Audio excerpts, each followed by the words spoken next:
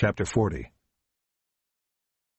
Comfort, comfort my people, says your God.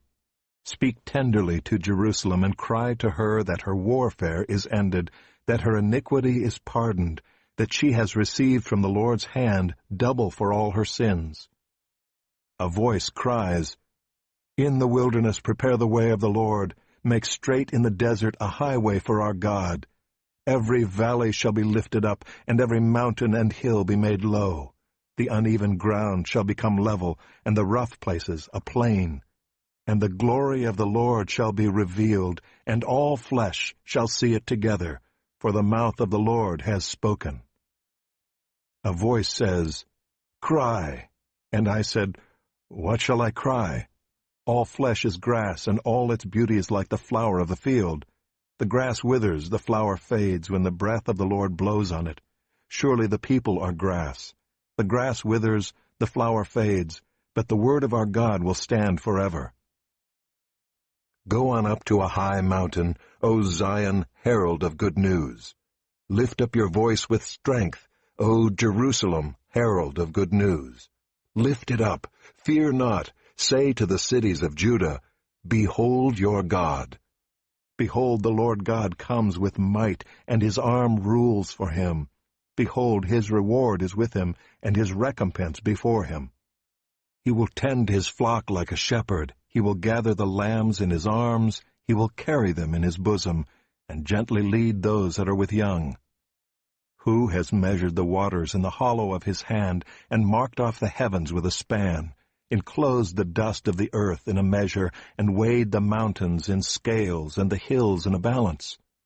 Who has measured the Spirit of the Lord, or what man shows him his counsel?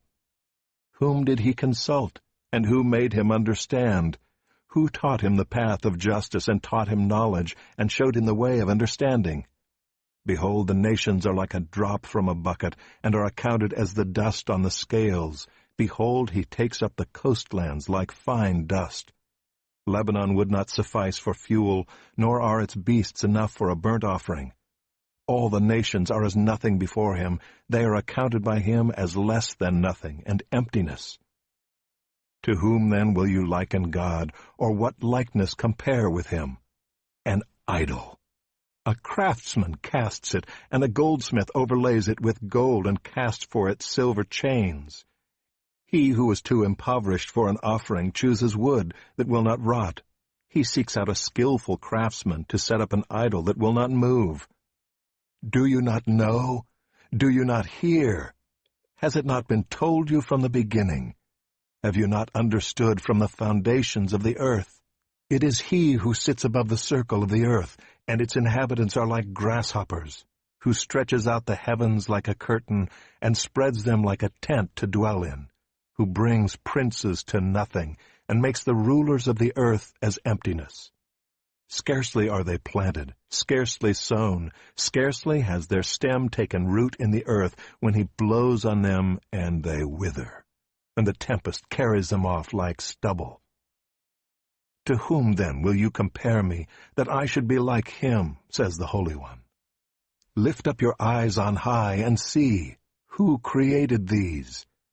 He who brings out their host by number, calling them all by name, by the greatness of his might, and because he is strong in power, not one is missing. Why do you say, O Jacob, and speak, O Israel, My way is hidden from the Lord, and my right is disregarded by my God? Have you not known? Have you not heard? The Lord is the everlasting God, the creator of the ends of the earth. He does not faint or grow weary. His understanding is unsearchable.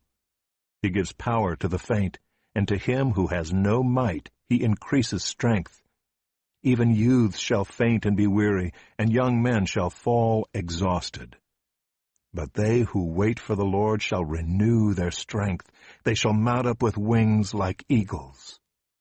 They shall run and not be weary. They shall walk and not faint.